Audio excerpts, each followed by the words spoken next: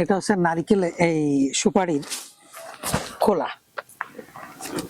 এটা একটা প্রাকৃতিক বসার চাদর বলতে পারেন।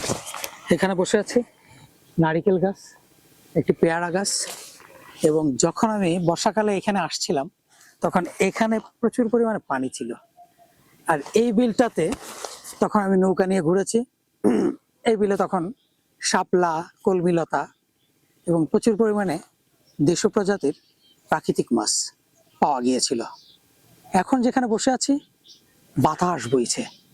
বাতাস বইছে মানে এটি মাঘের অর্ধাংশ, অর্থাৎ মধ্যবর্তী সময়। সামনেই ফাল্গুন মাস, অর্থাৎ দক্ষিণা বাতাস এই ফাল্গুন মাসটায় একেবারে একটা ঝড়ো হাওয়া বয়ে যাবে মৃদু। এই যে বাতাসটা, এই দক্ষিণা বাতাস, ফাল্গুনী বাতাস, অর্থাৎ এইটা থেকে প্রেমের মৌসুম বলা যায়। মনের দোলা দিয়ে ওঠে, মানুষের কাছে ভালো লাগার একটা অনুভূতি তৈরি হয় এই মাসে। সেই মাস আসছে এবং গাছে গাছে ছড়িয়ে পড়বে নানা প্রজাতির ফুল। কৃষ্ণচূড়া, জারুল, সোনালু, সেই সাথে শিমুল, পলাশ, আরো বাহারি রঙের ফুল, এবং প্রচুর পরিমাণে পাখিদেরও মিলন মেলা তৈরি হবে।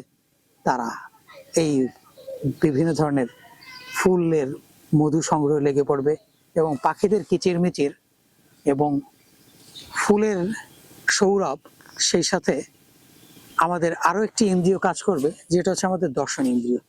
অর্থাৎ পাখিদের কলরব, এটা আমাদের শ্রবণ ইন্দ্রিয় দ্বারা আমরা শুনছি, এটা মস্তিষ্কের ভিতরে এক ধরনের ভালো লাগা কাজ করবে। সেই সাথে ফুলের যে সৌরভটা, ঘ্রাণ ইন্দ্রিয়, এটা দ্বারা আমাদের নানা ধরনের রোগ প্রতিরোধ ক্ষমতা তৈরি হবে। সেই সঙ্গে আমাদের যে দৃষ্টিশক্তি দ্বারা, এই যে ইন্দ্রিয় দ্বারা, দর্শন ইন্দ্রিয় দ্বারা আমরা নানা রকম বাহারি ফুল দেখব, ফুলের রং দেখব। এই সব কিছুর সংমিশ্রণেই কিন্তু হৃদয়ের ভিতরে একটা অনুরণন সৃষ্টি হয়ে যায়। ওটাকেই বলা যেতে পারে প্রেমের মৌসুম, আবেগের মৌসুম, অথবা ভালো লাগার। এই প্রকৃতি, এই সৃষ্টি, স্রষ্টার এই যে সৃষ্টি, এগুলোর প্রতি একটা পরম ভালো লাগার একটা সময়, একটা স্বর্গীয় মুহূর্ত বলা যায়। অর্থাৎ এই মুহূর্তটা আবার জান্নাতের সাথে আপনি তুলনা করতে পারবেন, নাতিশীতোষ্ণ। অর্থাৎ এখানে না গরম না ঠান্ডা।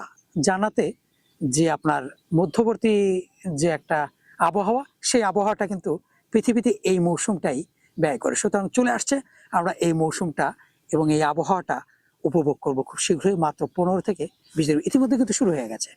তো দেখা যাক সামনে পাওয়া যায় কিনা। ধন্যবাদ।